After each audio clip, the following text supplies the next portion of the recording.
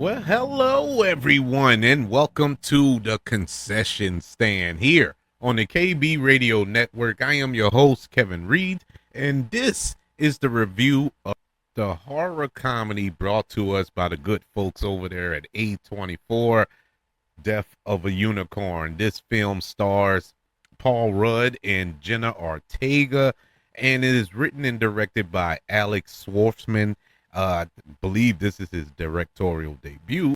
And the film is about a father and a daughter who accidentally kill a unicorn, causing them to be hunted down by its parents. The film also stars Will Poulter, Tay Leone, and Richard E. Grant. This was a film that kind of caught me off guard when I first saw the trailer. I was like, where are we going here? Is this a remake of Legend or something? You know, the old 1980s film directed by Ridley Scott and starred Tom Cruise. You know, that's the last film I remember about unicorns, and it was the animated film. But this looked so weird and quirky and strange that it got my attention. And Paul Rudd, who I'm a big fan of, a man who never ages. Paul Rudd is about 120 years old, but he looks 15. That dude does not age. And you have Jenna Ortega, who we all know from Wednesday. Just recently, she was in Beetlejuice, and a number of other films. And I was intrigued to see how this unicorn story was going to go. A24, a studio that has given us some gems throughout the years, plural, and this looks like a good combination. So I was super excited to check it out.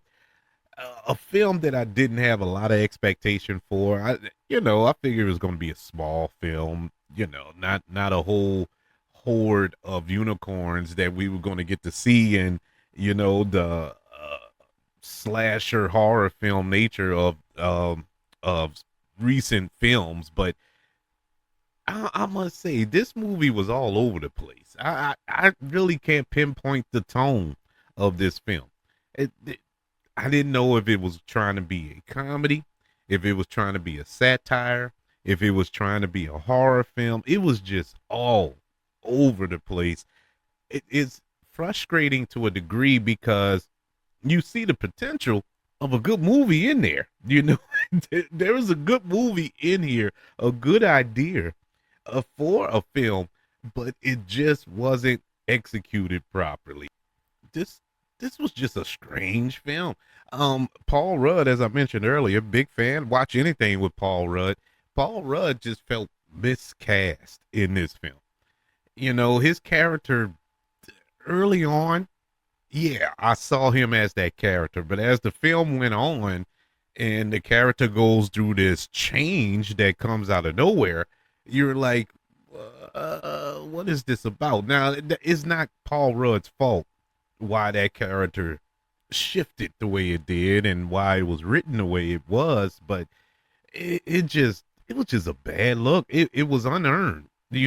His character's arc, if there was one, was unearned to me. And I think somebody else probably could have nailed it, probably could have made more sense out of the role. And that, once again, not knocking Paul Rudd, but Paul Rudd is not known for that type of role, a meaty role like that, to whereas you could add something to it. All that was added to it was Paul Rudd isms. The things that you love him for, that you enjoy watching him for. Yeah, that's there. But it was nothing added to that character to make you feel any type of empathy or sympathy for that character throughout. It just didn't work. Jenna Ortega as his daughter in this film. I don't know, man. Jenna Ortega, as much as I like her, love her in Wednesday. Loved her in Wednesday. Loved her in quite a few projects. But she's the same. She's that emo, just goth girl who's just wandering Earth. She's the same character in every single movie. And it's time to kind of it's time to spice up some of these roles for her.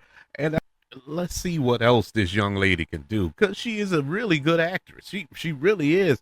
It's just time to kind of break the mold. Let's go against type here, because she's been stereotyped or typecast in the same type of role, and it feels like, her team, her management team is playing it safe. You know, getting these roles that are kind of similar to past roles that she played, that she's known for.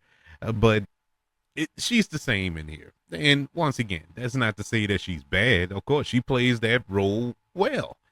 I was just hoping to see something different, something new, and I didn't get it here.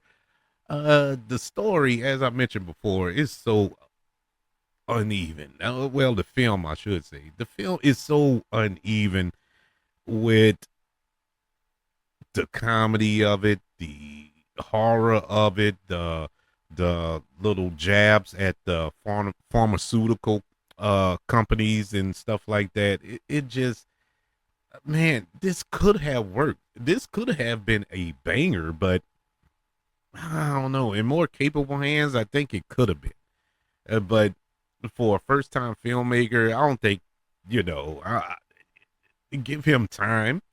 Give him time. A couple of other films under his belt, and he'd probably be a awesome filmmaker down the line. But this was not a banger. This did not make me feel like, oh man, I can't wait to see another Alex Scharfman film. It didn't make me feel that way at all. But I'm not gonna throw the baby out with the bathwater. I think it was just first time jitters, and that's what I'm gonna chalk it up to. My last little nitpick about the film is the visual effects. The practical effects was good. I like the practical effects with the unicorns.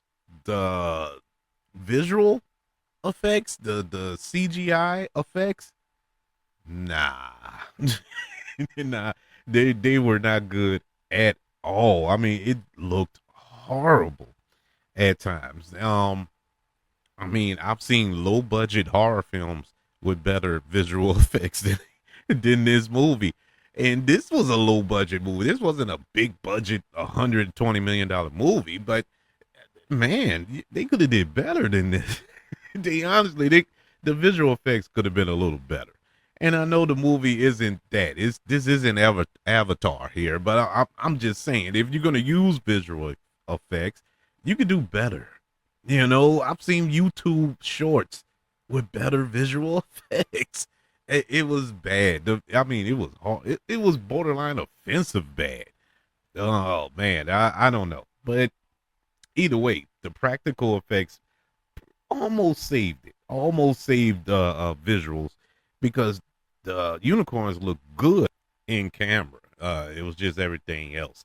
But overall, it was an all right movie. It wasn't horrible. It was just all over the place, man. If you was willing to stick with it, I mean, it is what it is. It's not.